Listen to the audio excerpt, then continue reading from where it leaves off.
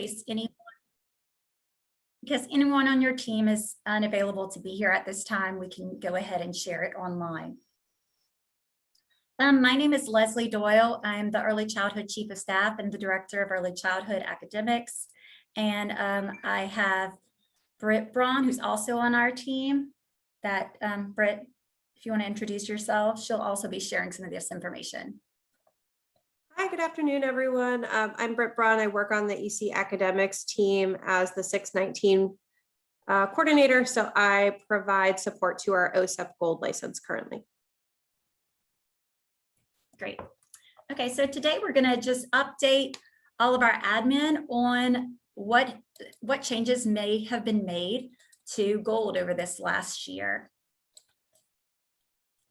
So we are going to introduce you to the 21-22 Gold license, talk about any changes that happened, a little brief introduction as we get started, and some administrative functions we're going to go through, training overview and information, some additional information about OSEP users, and then close it out with some next steps and some contact information. So as you all know, all children ages birth through 5 that are enrolled in our public and non-public pre-K, Head Start, Early Head Start, and Type 3 child care centers must be assessed using Teaching Strategies Gold. Also, all children ages 3 to 5 with an individualized education program or an IEP, including children who only receive one service, such as speech, they also must be assessed with Teaching Strategies Gold for every year that they receive early childhood special education instruction. So this year, we have something new. We're combining both of those licenses, both the early childhood license for all publicly funded children, and also our OSEP license, our license for our early special education program. So we are combining them into a single new license for the 21-22 academic year. So by combining those licenses, we hope to remove redundancies for our OSEP leaders. We also hope to ensure a higher level of data hygiene by establishing specific naming conventions for programs and site level structure. We hope this prevents duplicate child entry, and will support an emphasis on inclusive practices through increased collaboration with teachers and service providers by having that single license for all students. We hope this provides the opportunity for a better alignment between Gold, our early learning and development standards, and high quality curriculum. And most importantly, this is going to improve a lot of our reporting capabilities and better data quality. So eventually the current license that you've been using in the past for Gold is going to run out. So it might be a good idea for you to run a few of these reports before that license closes. So some of the reports that admins might be interested in running is that OSEP status report, which will include both child records currently on an IEP or IFSP and child records on an IEP or IFSP who have been exited or transitioned from the program. There's the snapshot birth to 3rd grade report, which displays a group's assessment results at any given point in time, which enables you to see which child's skills and abilities are below, meeting, or exceeding the widely held expectation for each area. There's the comparative report to compare checkpoint ratings from one or multiple checkpoint periods to widely held expectations, national norms, or Gold readiness in a uniform scale. So this enables administrators to compare data across several different areas of development and learning. The data export generates an Excel file with all available unfinalized and finalized checkpoint ratings for each child record for a single checkpoint period. So administrators can generate the data report to obtain an export file with the raw scores for each objective dimension for each child record to use with their program's internal child management system or for any kind of custom reporting.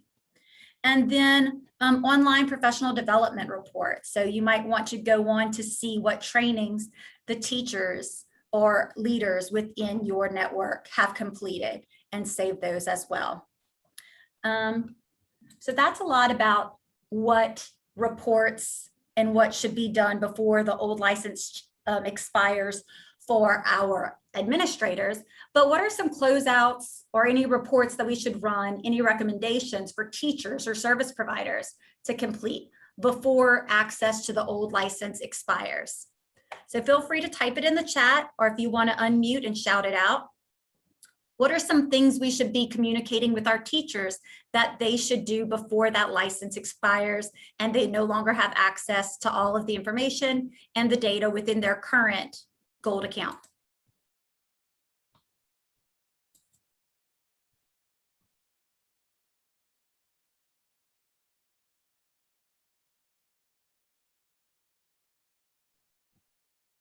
If they went into their classroom tomorrow and they were not able to access their teaching strategies, is there anything they would be missing? Individual child reports. So yes, they could pull some of those reports and save them. The individual student reports, yes. Any other specific files that they might have on their inter-rater reliability certificate? That's a great one, Dana. So IRR certification is good for 3 years, and we definitely recommend that all teachers do have inter-rater reliability and are IRR certified. So if they currently have one that's still valid, yes, print it out so that way you have it on file in case your network, your teacher, your site, your principal is looking for it. The IRR will not, I don't think that the IRR itself will transfer to the new license, which is why it's so important that they do print them out. That is a good question, though. I can ask our teaching strategies contact if there's a way that we can physically add it in ourselves. I don't think it would automatically transfer, but there may be a way that we can add it or add it on the back end. Okay. And within this within this deck that we're going to be sending out to everyone, all of these underlined areas are all linked. So if you wanted additional information about what some of these reports entail, you can always click on it, and it would bring you to that Teaching Strategies Gold website that has that, that information. Okay, so Britt's going to take over right now and talk a little bit about some of the changes and updates that we have for this upcoming school year. Thanks so much, Leslie. You go ahead and advance to the next slide. Thank you. Okay, some of this information has already been shared at some of our office hours, but we want to make sure that you have a comprehensive overview of any changes that are going to affect your support to the field. So with the updated license structure, all programs are going to be expected to assess all children using the full item set, which is required to enable OSEP functionality. So as you recall, one of the reasons that OSEP was a separate license previously is because we needed to create entry and exit assessment scores for the full item set so that we could report that federally. So all 38 objectives will be required for every child, regardless of learning environment. And there will be the ability to also specify the type of learning environment that the child will be enrolled in for the upcoming school year. And I wanted to also note that this is a change for children with IEPs who were in the OSEP license specifically because we only required a final checkpoint rating. So in order to mitigate some of the workload on that end for a child who is not currently enrolled, but will need an assessment because of OSEP reporting, we're asking that documentation be completed for their first full assessment, their entry assessment, and their exit assessment, but any checkpoints in between in which the child is receiving early childhood special education services, you'll only be required to add final checkpoint ratings. So again, that's really just to mitigate the amount of documentation input is necessary, but we are requesting that for those children, there is complete documentation for both entry and exit.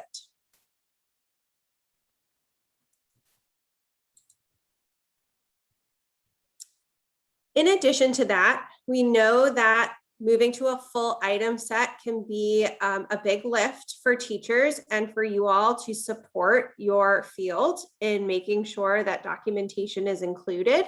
So we are not going to require documentation for the additional objectives that did not exist within the 70% of the item set that the current EC license uses. So you'll note here that in specific domains, for example, social emotional, objective 2D was not previously reported on. While there needs to be a final checkpoint rating, there does not need to be documentation for that objective. Unless you feel as though you'd like to promote adding documentation, of course, that's always encouraged.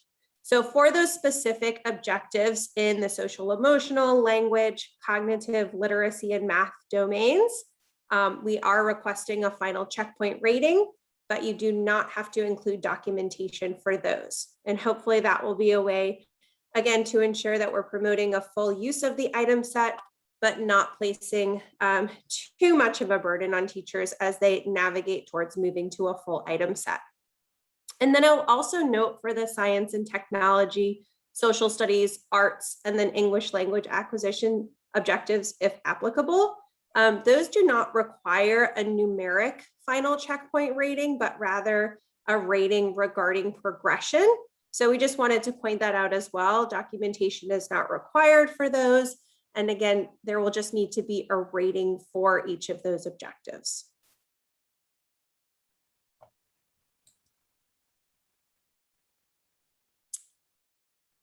Rebecca, I see that you have a question regarding the OSEP report. So when you transfer the data over, you will want to ensure that you've utilized the entry date that was previously included so we can capture accurate entry and exit dates. But the new license will not acknowledge that entry date. You'll have to go in and manually add that.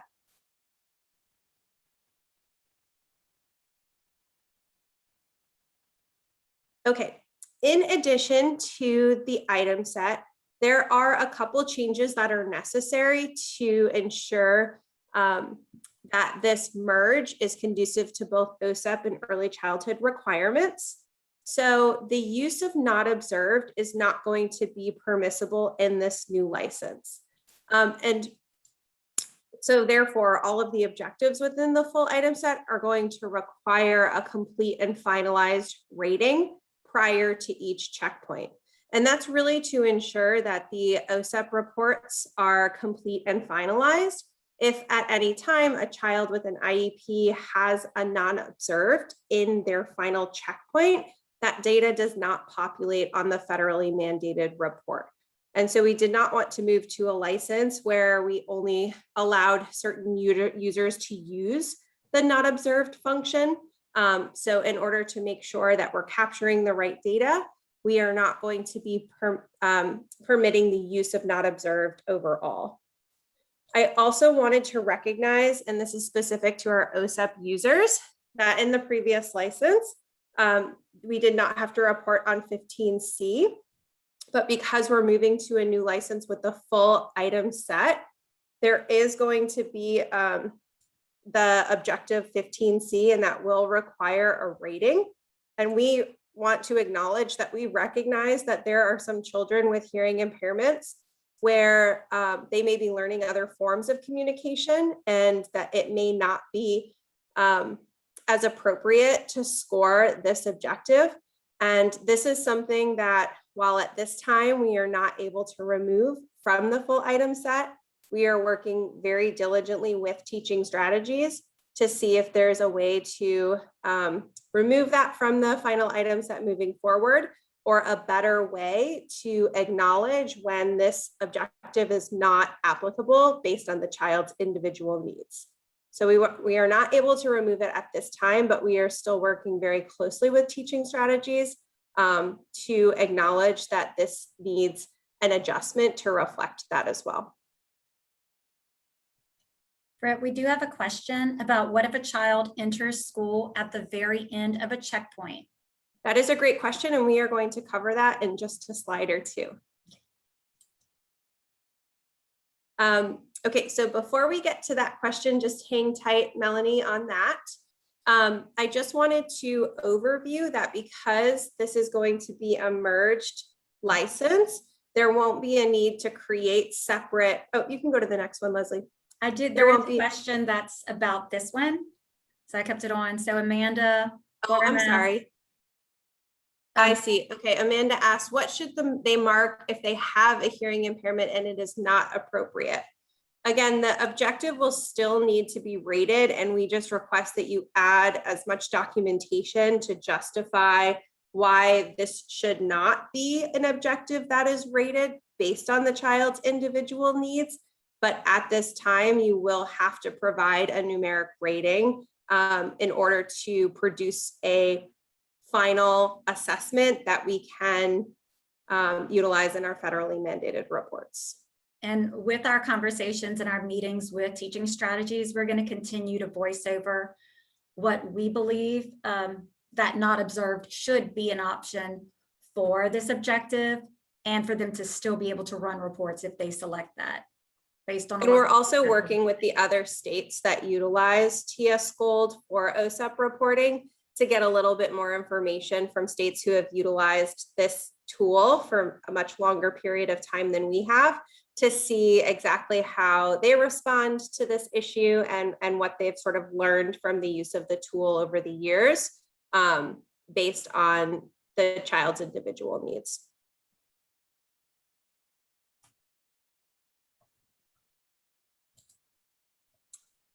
So for a child who has an IEP, or if an IEP is developed at some point throughout the year, you will still need to go into that child's profile and check off that the child has the IEP.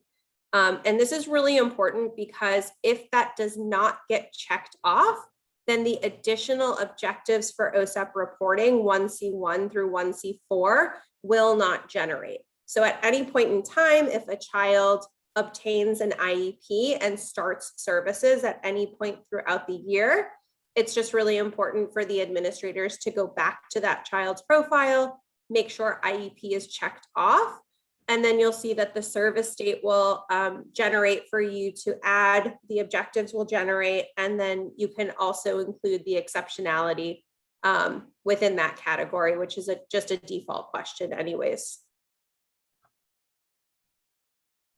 Okay, we do have a few additional questions. Could a solution be a change in the rating scale, i.e. a 0 for the inability to demonstrate a skill rather than not rated? So that could be something, Cheryl, that we mentioned to teaching strategies as we talk about the issue that we're seeing with 15C, and see what they have to say. And then also, Britt, we have a question. Do we need to manually transfer entry assessments for students carrying over to the new license? I'm assuming that is referencing OSEP students. Correct. So if a child is in the current OSEP license and they already have an entry assessment completed, the administrators will need to transfer that data over to the new license. And our timeline for that is no later than the end of the first checkpoint window. So we will keep the OSEP license open this upcoming school year. And we're asking that for any child who's already been put into that OSEP system with a complete entry assessment, that the admin will manually transfer their service start date and their entry assessment data. And obviously you do not need to include documentation for that because it is an assessment that has already been complete and finalized. Okay, so we will need to manually transfer the scores for children within the OSEP license, but this does not apply to children that were in the previous early childhood license. And then Leslie, I also received another question regarding syncing documentation through other software systems such as Hatch or Ignite by Hatch, and that will still be a function, correct? I would imagine, yes. It just might need a different, it might need to be new usernames and new admin names that aligns with, like, new usernames for your students that are using the program, and then a new username for the teacher that aligns with their new user for the 21-22 school year. Yes. Okay, currently I am the administrator for OSEP and only, and someone else is the administrator for early childhood. So I need to understand that all special education teachers will now be completed by the early childhood person instead, or do both administrators have access? So we are going to ensure that both administrators have access and that OSEP administrators still support, making sure that every child with an IEP has complete entry assessments, making sure that service providers and special education teachers have the right access.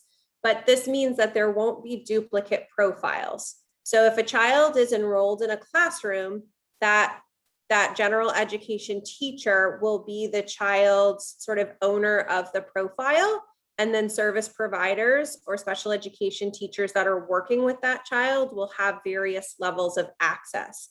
So again, this is really to ensure that there is inclusive efforts regarding documentation collection and input, an accurate depiction of what that child can do in all of their various educational settings if they have IEPs, and hopefully create less duplicate work within two separate licenses.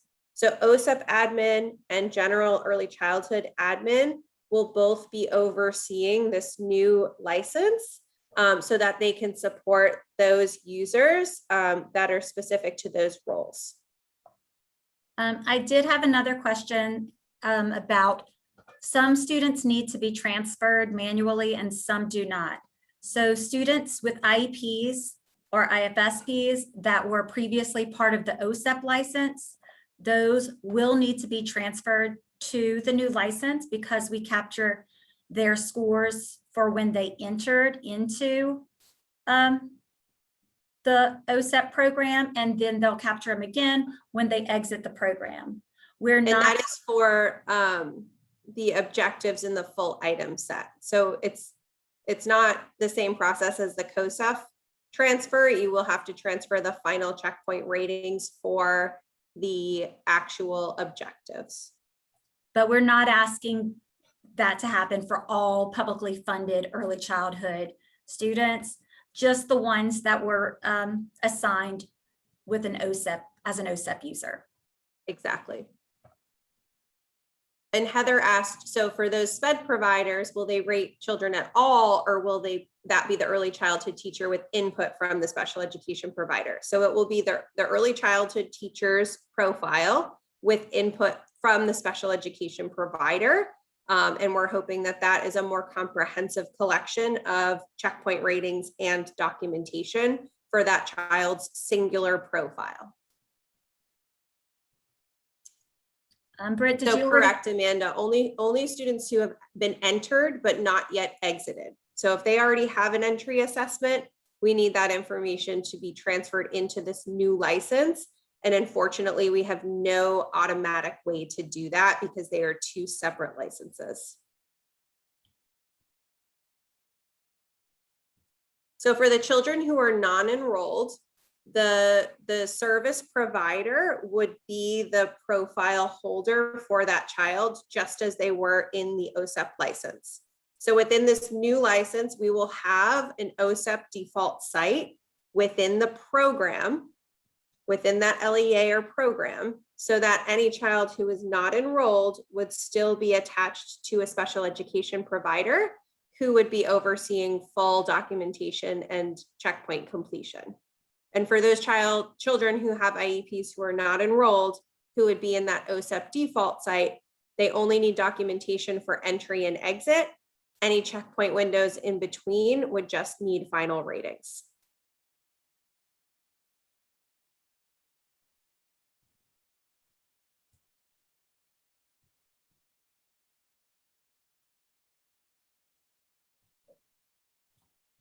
Okay, Brett, there's still a few OSEP questions I'm seeing.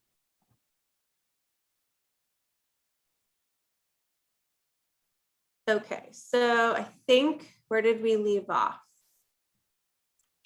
After Amanda. So if I have a student who is in Head Start and had both TS Gold and OSEP reports, I transfer the entry assessment into Gold. Correct. So we still want to collect that entry assessment data. So that child's profile is going to be created in the new license, either by the general education teacher, if that child is enrolled in a program, or the special education teacher or provider if that child is not enrolled. So But it's only going to have one license, one portfolio. One profile.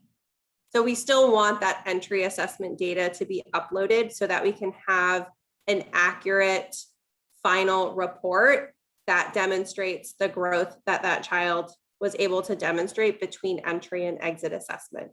So that entry assessment data will just live in the child's general profile in this new license. They won't have multiple profiles. Okay, there's one from Teresa. Do we no longer complete the 4-year-old assessment for OSEP students who began at the age of 3? I might need some clarification on that. So if the child was entered at 3 and they're 4 years old, as long as they have not been exited, we want them to be transferred. And then essentially we're asking that you kind of pick up completing checkpoints where that child still is. So if the child has an open profile in OSEP where an entry assessment has previously been completed, we want that information to get put into the new license. And then you would follow the checkpoint window based on the checkpoint dates for this new license. I think that answers your question, Teresa, but clarify if it doesn't. When transferring entry data to the new license, what should be done regarding those items that were not scored at entry? Is that regarding 15C? So and then the additional objectives later on? It doesn't specify. That may be something that we need to reconnect with our teaching strategies colleague on, just to see what the best way to enter information is for OSEP reporting. So I'm going to table that question, and then I think we have a follow-up webinar scheduled, correct, Leslie? Yes. And we will add that to the next webinar. I see. So there are children in regular education classrooms but receive services from the reverse mainstream teacher who also has a class of students. Who should be the lead teacher of the portfolio? It's whoever I think you would know the student the best. So it would make sense to me for it to be their classroom teacher. However, any other teacher or service provider that interacts with the child and has the ability to look for objectives completion can be added as team members for that child's portfolio. Yep, I think that's exactly right. Speech-only students entered through OSEP license previously did not require documentation. Will that remain the same when the license transfers? So documentation will be required for the first checkpoint window that you're reporting for that child, which will serve as their entry assessment, and then for their exit assessment as well. But any checkpoints in between, even if that spans over 2 years or more, we were only asking that you provide final documentation checkpoint or final checkpoint ratings, not documentation for any checkpoints in between the entry and the exit. Now, Britt, is that only for speech only, children receiving only speech services? Children who are receiving services who are not enrolled in a general EC program. Gotcha. Thank you for the clarification. Okay, to transfer the current OSEP student's entry assessment, can the current provider print the student's assessment rating and re-enter the new license, or does the admin have to print reports to get that data? The current service providers can do that. And again, if this child is going to be enrolled in a program, they will have team member access where they can go in and enter that data. So those service providers should be able to print the assessments and then enter that documentation for that child. Okay. I think we may have answered this question already. For kids not enrolled, do they have to have ratings for every checkpoint or just once a year like it has been? So they have to have ratings for every checkpoint. There won't be a need for a separate entry or exit assessment. Whatever checkpoint window that child enters the system in is where we'll pull the entry and exit assessments from. But in between the entry and exit, yes, the child will need to have final ratings for all 3 checkpoint windows throughout each school year. Will early interventionists have access to Head Start data? So that's something that we're trying to decide on the front end.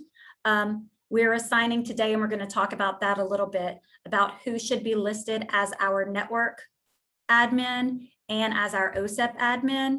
And then from there, they will decide what level of administrative responsibilities they need to assign to each user, and then also what sites to give them access to. Remember that including someone as a team member is always a great option as a level of access. Britt, anything to add there?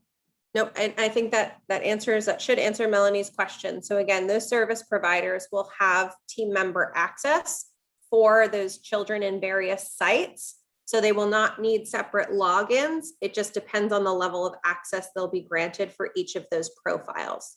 But with just that team member access, they won't be responsible for the final checkpoint ratings.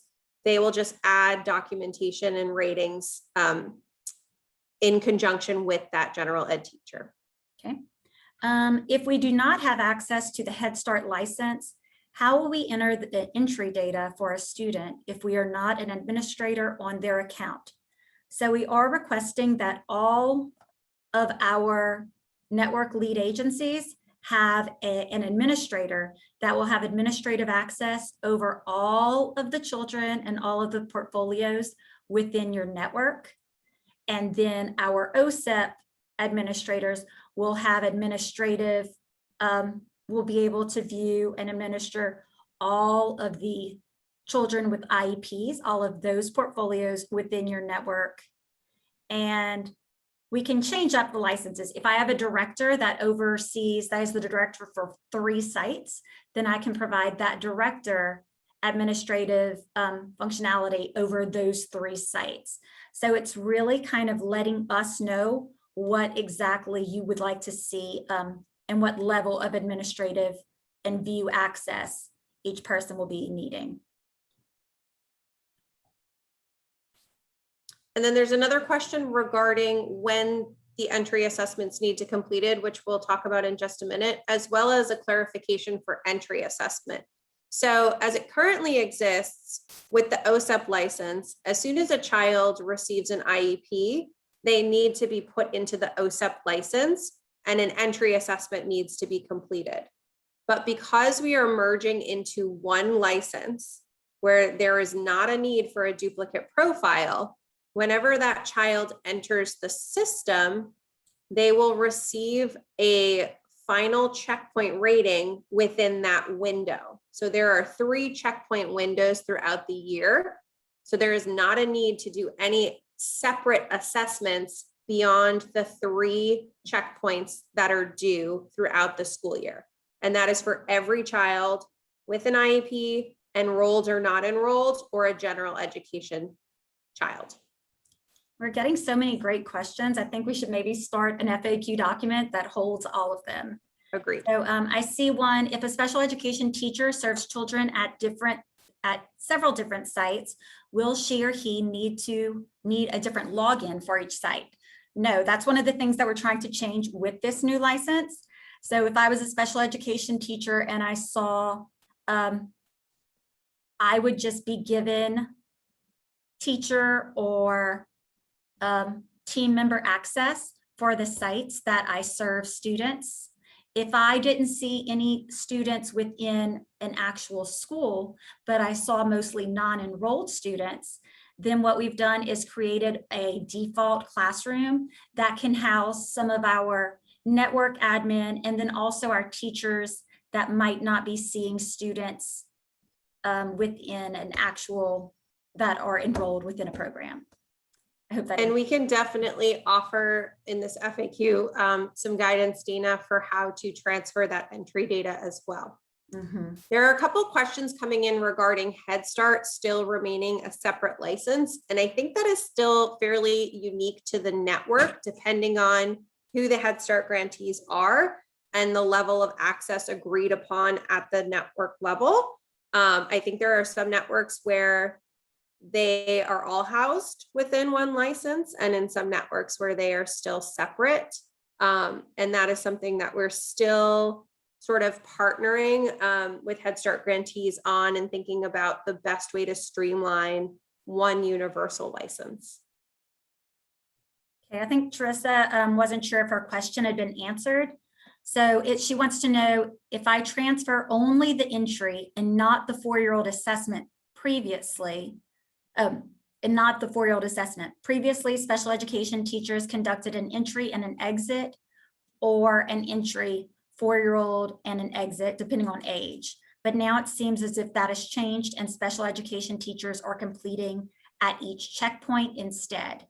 Yeah, I think that was a great practice just to collect some data in between that entry and exit. But moving forward, the checkpoint windows are when those checkpoint data are going, all the documentation and the data will be collected. So I would say transfer your entry data. And then if you have that 4-year-old assessment data, transfer that as well. But definitely not required to begin entering information into the general checkpoint windows. Okay, I have a question from Barbara. Please clarify entry assessments as in Head Start. We complete a developmental assessment and ASQ. I think what we're talking about is entry assessment, like using GOLD as the first data point from when a child enters into that special education program. Is that correct, Britt? And now it will just fall within that checkpoint window. So if you are in the spring checkpoint window and the child has an IEP that is developed in the spring, that checkpoint data is what will be used for the entry assessment. So there's no separate entry assessment that needs to be added. We will be pulling the data specific to that checkpoint window based on when the child enrolls and starts receiving services. Yeah, I see a good question from Dana. Is there any directions on how to manually transfer entry assessments? So I'm going to add that as a sticky, as a note, and we will be on the lookout for this and possibly reach out to our consultant at Teaching Strategies to see what is available in that. And we can, at a broad level, provide some information in the FAQ for general steps to follow for best practices. Absolutely. It will not be called OSEP. Everything will now fall under the Teaching Strategies Gold license. Our Head Starts have a separate license. Will that apply for those? We are encouraging all students to be assessed within this license. We do have Head Starts that are listed as sites within our programs. And we are waiting to hear exactly how they would like their administrative functions set up. Ideally, we would like networks, network lead agency, admin, OSEP admin, oversee all the publicly funded sites within their network, which would include Head Start. We know it's easier for some networks than others. We've also been told that some Head Starts purchase their own license. So I don't know if we have as much say if it's a separate license that's being purchased, but this can maybe be a separate call where we work with our Head Starts and that specific lead agency so that we can find out what's best and how we can best utilize those data points. So next question, Emmy, Amy have similar questions regarding lead agency responsibilities for adding new users and assigning user roles, such as team member access. So based on the updated list of users and sites that was sent to us, LDOE is currently working with teaching strategies to upload all of the users so that you'll have a current list of users in the license. Once we grant access to the license and the lead agency and OSEP administrators are overseeing your program, you will have the ability to grant different levels of access to your users. So lead agency and OSEP administrators will then go in, add the level of access that you need to your users, and then also start adding any additional users for the upcoming year that we did not generate on the back end. Just make sure that you really look at the different types of the different roles. So, because of course we don't want to give student level data to someone if they don't need to. Duane asked, so following up on the speech only student documentation question, for a speech only student, will documentation be needed across all domains or just the communication domain? For entry assessment for that first checkpoint window, we're asking that there is as much comprehensive documentation as possible, with the exception of the new objectives. So a great opportunity to bring in some family perspectives and add documentation into other domains as best as you can. And really that's in an effort to build better data systems around quality data and accuracy in terms of our reporting. So I see a question from Amy Clancy. Do lead agencies set this up in TS Goal or will LDOE do it? So you have provided us with your list of users and the sites that they belong to. Right now, Teaching Strategies has that information. They're using our naming protocol and they're going to provide us with updated names. On our end, we already set up the programs, which are for the most part, our community networks. And then we set up the sites. Within each site, we set up a default site that will house any teachers that are not assigned to a specific site. This could possibly include, include some of the service providers that see children that are not receiving service. This could include some of our community network administrators. This could possibly include coaches or others as well. They will live in that default site. And then you will be setting up the classrooms using the naming and any new teachers that come in. So we already set up the programs, we set up the sites, and then Teaching Strategies is going to give us the information that you guys provided to us. And I'm getting a lot of good feedback that people want an FAQ document. Sorry, I'm not unmuted. Melanie asked a great question regarding if an exit is needed for a child with an IEP prior to the checkpoint. You still follow the same exit protocols to exit that child. And again, the system will automatically pull the final checkpoint rating based on whatever checkpoint window you're exiting that child. So the system will look back to the complete checkpoint rating for that child. How do OSEP admins request access to profiles through our networks? And how do we grant providers access to profiles at different sites? I think with the provider access, you can add those providers as give them team member access to a specific student's portfolio. Is that correct, Britt? Yes. Okay. OSEP administrators can enter the start date based on the IEP service start date. That's correct. So whatever that service start date is, it should be included when IEP gets checked off for that child's profile. Okay, if an exit is needed prior to first checkpoint, Which platform should be used? Exit assessment information. So I'm guessing the child needed to exit before they're able to access the new platform.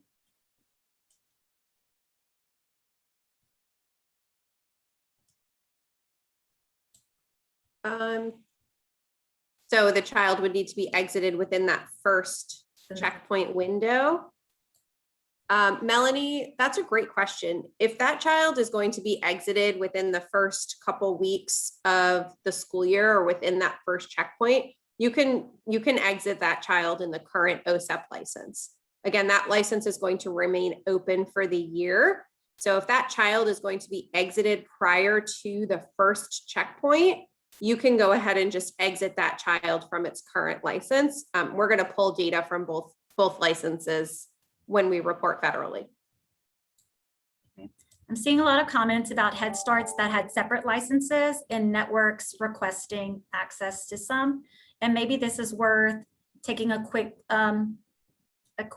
survey at the beginning of our next webinar that kind of just shows how do Head Starts handle that. And it could be some personal calls on our end to see if we can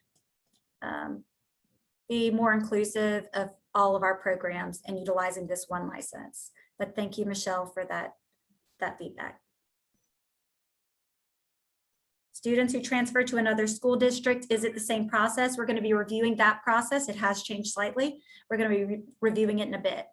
Will our current ID and password for TS Gold be the same in the new license? No. We submitted information to Teaching Strategies Gold.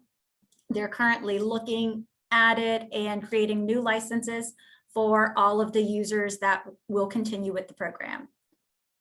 How soon will Teaching Strategies set up users? Our teachers need to start loading students August 9th. I'm hoping very soon. They told me they have a few questions with the data that we sent over and said next week. I know that the 9th is on a Monday. So I will try to see if at best we can, I will see how soon we can get it to do. But what I don't want to happen is for teachers to set up students using the old license. All information we'll be using is going to be on this new platform. Can teachers mark a student as having an IEP, or does it need to be an administrator? It can be the teacher of that profile. Okay, yep, that is a new added thing that they're going to see. FAQ needed because I'm still confused. How are transfers between parishes and sites such as Head Start license to a public school or childcare being handled? We're going to explain transfers in a bit.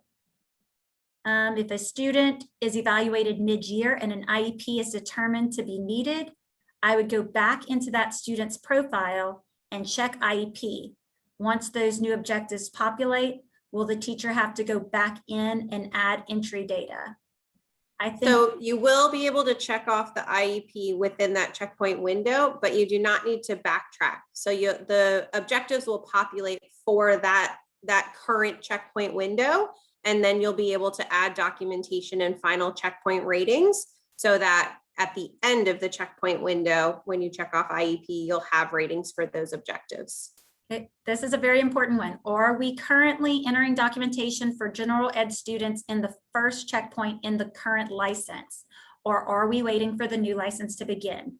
We are only using the new license. The old license is open at this point only for administrators and teachers to save any documentation, any lesson plans, anything that they need before we lose access to it. So don't start setting up classes in the current license that was used last year. We will be using this license. Can our general education teachers enter data if we have been elevated? I'm not sure what that means, Leslie. Well, what happened was we received messages from TS Gold that said that we were now elevated. We were in the new enhanced gold. I thought that meant that we were in the new license. I think Gold has elevated their whole program. So anyone that was using Gold has the new functionalities that they've been advertising, but this isn't the new license that they've been building out. So Right. you currently don't have your access to this new license yet. Okay, so our teachers should not be entering children and should not be entering documentation at this time, correct? Correct. And they will receive new usernames and passwords as well? They will be receiving, yes. Okay. Okay, thank you. Correct. We were hoping to have the new usernames and passwords before this meeting and before, of course, teachers started returning to school, but have run into multiple delays. But yes. Okay, I understand. I would hate to have to do additional work by putting. Yeah, because I don't want them to put in all sorts of information starting on Friday. Absolutely not. And adding, some of them have already added in their students already in demographic information, because that'll just be a waste of time. Yeah. Absolutely. Okay. All right. Well, thank you. Okay. Okay, I'm going to go ahead and pause right here on where I'm seeing the last question. And we can. Okay, I think we're caught up on the questions. So we're going to go ahead and run through the rest of these slides. And like I said, we do have another webinar right now. It was scheduled for in 2 weeks on the 18th. But if we think that we might need to kind of focus on a few of these topics and have one next week instead, I definitely think we can do that, because just to make sure we work out all the kinks so we can fully, get ready to use this program as soon as the new licenses are provided. Okay, so getting started. We have different levels of access for our users. And we want to make sure that lead agencies and our OSEP administrators grant administrator access to users within their program. So we have 3 different types of administrator access. We have standard administrator. We have administrators who have view-only access, where they can see child level data. We have administrators that have view-only access where they cannot see child level data. So just make sure that you're aware of the different levels of administrator, the different functionalities and restrictions of each, so that you can assign each admin the correct level of functionality. So if I don't think they need access to individual student data, then don't give it to them. We also have teacher, assistant teacher, and team member. So teachers are often for the lead or co-teachers. It could also include paraprofessionals or student aides, and these can see all student level data, and they can run reports on class data and individual children. The assistant teacher is ideal or intended for paraprofessionals and instructional aides who assist in collecting documentation. So they can add documentation, they can view but not manage the class. They can complete product tutorials such as their courses in IRR. They cannot edit documentation, they cannot enter, edit, or finalize checkpoints, and they cannot manage class lists and child records. Team member access. This is typically for our specialists and our service providers like speech therapists, physical therapists, occupational therapists, and so on. They may require access to a specific caseload of children instead of the entire class. So it would be best if we didn't just add them as a team member to the class, but added them as a team member to the child that they are providing services for. So they can associate with multiple sites with limited capabilities. They can add documentation and share with families. They can complete product tutorials such as courses in IRR. They cannot complete and finalize checkpoints or generate reports. That's for the lead teacher can do on the classroom level. And they cannot be added to a class as a primary teacher, co-teacher, or assistant teacher. Okay, questions about access for users. Okay. Naming protocols. We've kind of done this a little before. So administrators must follow these naming conventions outlined when adding new classes, new users, and children to the license. So like I said earlier, the department, we've created all of our programs already. We've created them based on, we did the LEA and then the LEA code. We created all of the sites. For example, Branch Elementary School, and then we did the site code in parentheses. For creating classes, we are going to create classes. The TS Gold login information for the user will be required along with the year the school year starts. So we're going to use the login for that teacher dot 2021. So for example, Amy.Smith is the teacher, Amy.Smith.LDOE is her login, and Amy.Smith.LDOE.2021 is the name of the classroom. We're not going to use something like Miss Amy's Beautiful Butterflies class. We want to make sure that we can follow very good data hygiene and that all of our naming conventions are the same. And kind of similar to what it says for classes, we're going to use the first name, last name, .LDOE. So Amy Smith would be Amy.Smith.LDOE.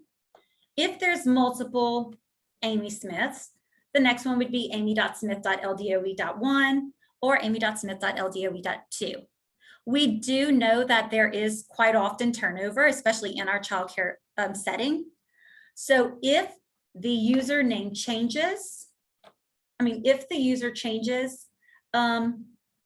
we're just going to go with whoever the teacher is by that first checkpoint is going to be the name. It will remain as the name of the classroom.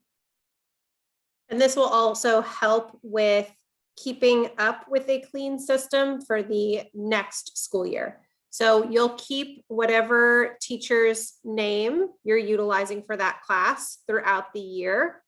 And then we can update it for the following year when we update the 2021 each sequential year after that. Thank you, Brett. But just because I'm using Amy, just because my classroom is called Amy.Smith.LDOE.2021, as a teacher, I will not be using Amy Smith's login for the classroom. I will make sure that when a teacher leaves, that teacher needs to be exited from the system because this system holds very important child-specific data. So the teacher must be exited from the system in order to, before that teacher takes over. So we don't want it just where you just are using that same login that Miss Amy used. Make sure that teacher is exited. The new teacher takes over and is moved to as the teacher of that classroom, but the classroom name can remain the same. And Leslie, it looks like there's one small typo in the classes row with the bold first name dot last name dot, it should say LDOE. You're right. So all of the conventions for classes and users will use LDOE, not just DOE. Absolutely. Thank you so much, Rebecca, for pointing that out. Everyone uses LDOE for classes, yes, and also for users because it will be a part of each user's name as well. What if a child does not have a LSID number, such as childcare? If they don't have a LSID number, then they should still have a gold ID. The things that we're request LSIDs for, LSIDs are optional. If they have it, of course, we want to use it. If they don't, then you will be using just the gold ID. But we are asking that you're specific when you enter that so that the LSID is entered under the identifier and that the gold ID is entered where the student ID option is. For the next school year, do we just change the school year in the classroom name? Or do you want a new classroom each year, even though children are archived in July? I don't think we talked about that one yet. But that is a good question. I think it will be in an effort to see if there are any classes from the previous year that are not going to need to be active the following year. In that case, we would create a new site, but for any existing classrooms that would stay the same for the following year, then we would just update the date, but the process for that we're still working out. Okay. And our checkpoint dates haven't changed. We still have them the last date of October, February, and of May. And if a child enrolls with less than 6 weeks before the end of the checkpoint window, documentation and preliminary data can be entered. However, a checkpoint should not be finalized until the next checkpoint window. So this, I think, is something new that we're emphasizing. You can still enter documentation, but if a child hasn't been with that teacher for at least 6 weeks, so if they've been with that teacher for less than 6 weeks, teachers do not need to finalize that specific checkpoint.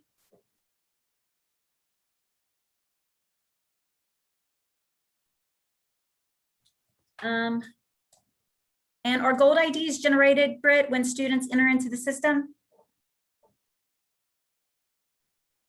They should be. Okay. Britt's going to take over with archiving and reactivating. Okay, so there may be a need as you are thinking about what reports to run in your current license to generate some information that you may need. You may need to reactivate some profiles that were previously archived. So this link is just going to provide some directions for you regarding how to archive child records and then reactivate them if there's any data that you need to collect. So any child who moves out of the network at any point throughout the school year and you're unsure of where to transfer that child, we're asking that child or those children be archived during the school year. So it's recommended that they are archived rather than deleted because usually we're able to then find the network where the child is being picked up and transfer that profile. And if a child is gone from the program for more than a couple weeks and attempts to locate the child and it's unsuccessful, then you can also go ahead and archive that child as well. But again, we'd rather all of those circumstances archive children instead of deleting them so that we can inevitably place them in the right network once we determine where that network should be. And at the end of the program year, once the teachers complete the final checkpoint and run the final reports, then all of the child records can get mass archived.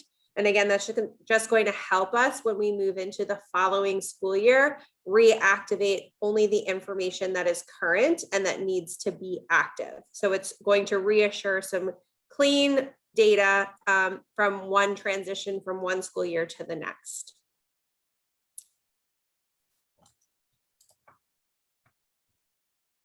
And we're asking that there are no duplicate profiles that are created. So the naming conventions and our transfer request process, which we'll share a little bit about, is to ensure that there are no duplicate profiles being created, but that once that one profile for the child is created, we're able to move that wherever it needs to go. So in order to maintain these accurate records, the license has to be regularly updated to ensure that it reflects the current year's data. So that includes active users, open and operating sites, and as well as appropriate aged children. So while archiving child records is recommended, deleting child records might be necessary if a child record was created for a child that never attended a program, a child record that has no data in it, a duplicate record that was created in error that contains no data, or a duplicate child record that is merged.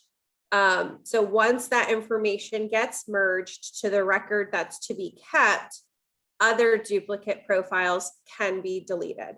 So this is really, again, to reassure that we have one profile that houses accurate data for each child.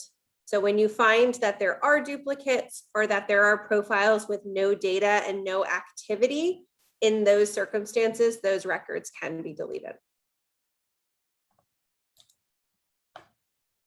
So we do have a new process for transfer requests, which mirrors the process that we used in the OSEP license, which we found to be efficient, but hopefully this is even more efficient. All transfer requests are going to be submitted through a Google form. And so when you complete the Google form, we're asking that you include a Gold ID and elicit if it's available. We'll ask the administrator to include your name and your email address, and then specify where the child is transferring from and to. And we also, we have a OSEP administrator contact list, which we are in the process of updating to include both the OSEP administrator and the lead agency or the early childhood administrator for every network. So it's been a great way to just connect with other administrators to confirm transfers and ensure that children are getting their profiles sent to the right location. Regarding disabling or deleting for administrators and teachers, so archiving child records is going to allow users to store and reactivate that data at any time during the program year. So again, if there's data that's included in that profile, we really ask that you are conscious about archiving that, because we will be able to reactivate it when applicable.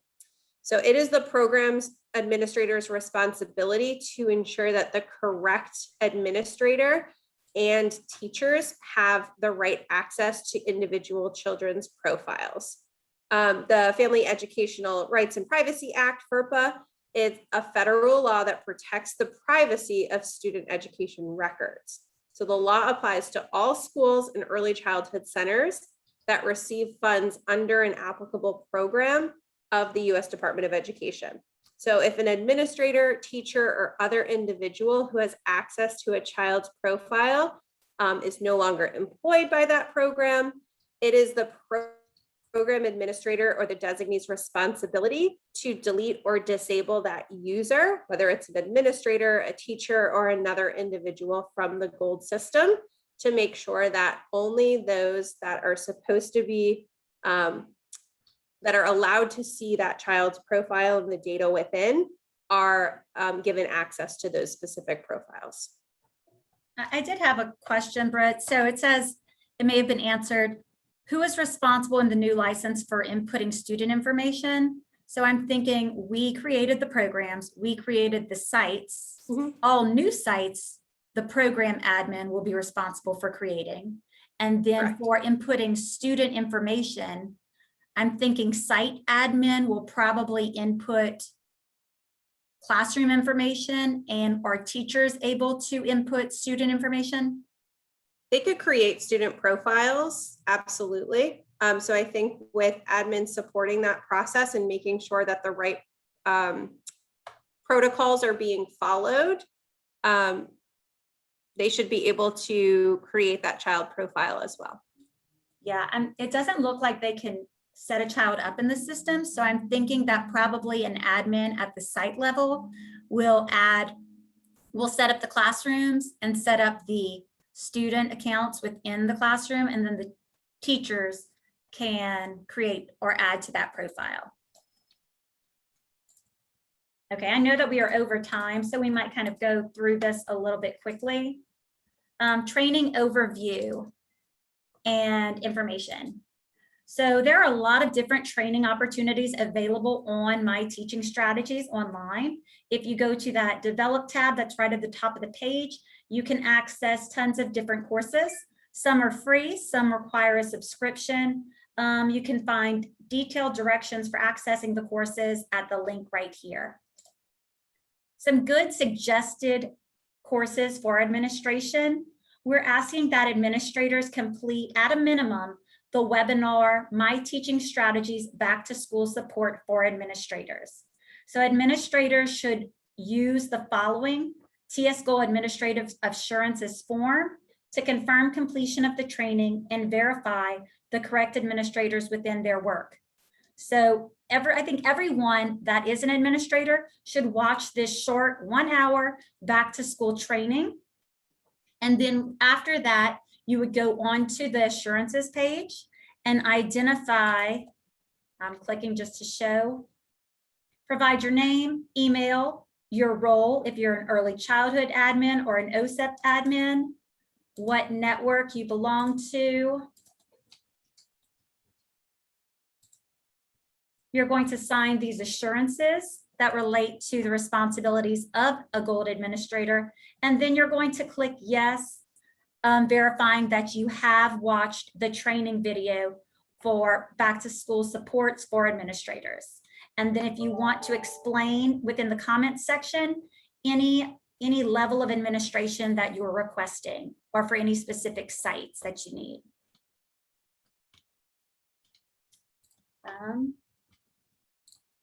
Okay. Here's some additional training opportunities that we've been sharing out. They're all free. They're free live webinars. So if you want to share them with your teachers or site administrators so that they can sign up and participate. For teachers, we're recommending that teachers take at a minimum some of these free available gold trainings that they can access from My Teaching Strategies. Gold Introductions is a 2-hour course. They can access it from My Teaching Strategies, clicking it here. You can see which teachers have completed it by printing out a record. Introducing My Teaching Strategies, so that's with the platform itself. And Objectives for Learning and Development, that's a 10-hour course. They can take it over the course of a year, but it's very helpful, especially for new teachers. And then of course, Inter-Rater Reliability. We're just recommending these training opportunities. We're not requiring them. However, they would be very useful for our teachers. So just a little quick look at Gold Introduction and what it means. My Teaching Strategies and what that training is about. The Objectives for Development and Learning. And also teachers can print a transcript verifying the trainings that they did participate on. Inter-Rater Reliability, we talked about that a little earlier. It's an online certification process that gives educators the opportunity to ensure the accuracy of their ratings by evaluating and assigning levels to the documentation in sample child portfolios. So there's no cost for Inter-Rater Reliability. It's valid for 3 years. And while it's not required by the department at this time, it is recommended that all administrators of publicly funded early childhood programs maintain IRR certification records for all staff to ensure the validity and reliability of gold data. So I think it's a great thing for administrators to request their teachers to have. We have some additional links to onboarding resources, great documents that are provided in the Teaching Strategies library that you can access. And Britt is going to talk really quick about additional OSEP training. And I actually have to hop, Britt, but any other questions that you have, we have contact information scheduled at the end where they're going to share out, and good luck with this year. Britt, you can take it. Oh, Britt, I'm going You need to make me the host. I will. If you don't mind.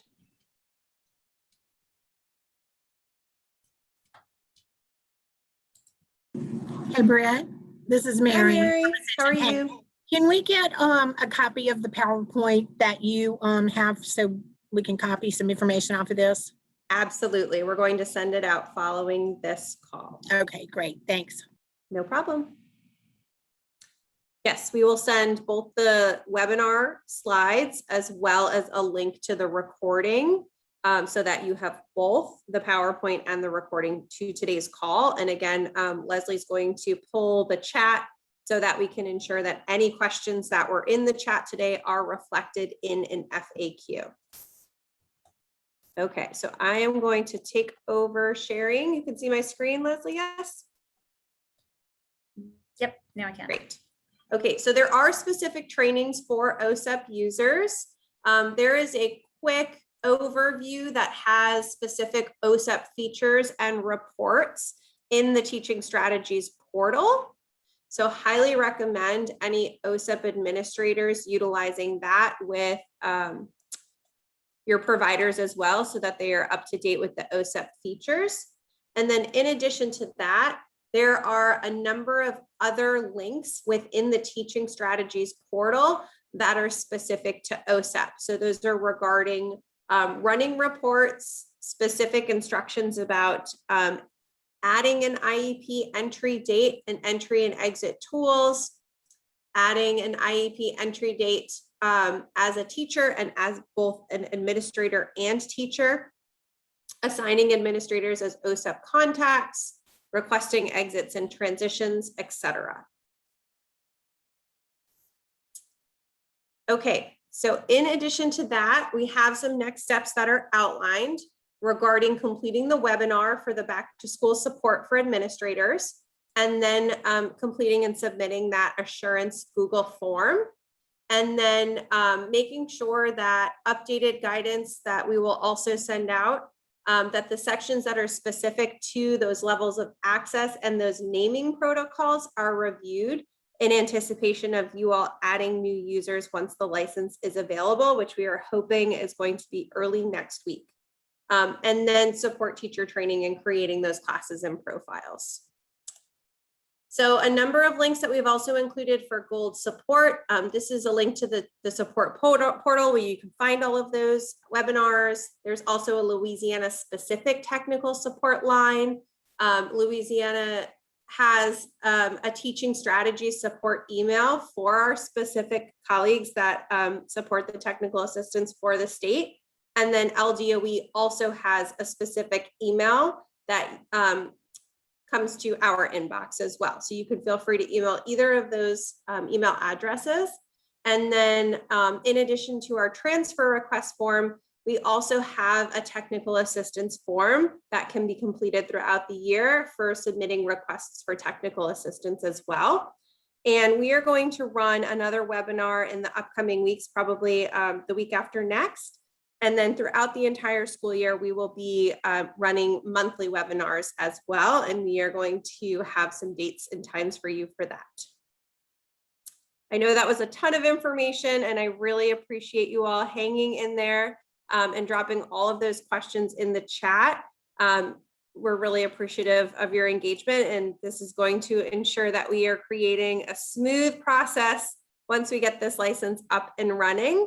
So we will be in touch with all of the materials from today's webinar and then some additional dates and times for an upcoming webinar as well. And with that, I'm going to send everyone off. I apologize for being over time today, but we look forward to talking with you all soon. Thanks so much.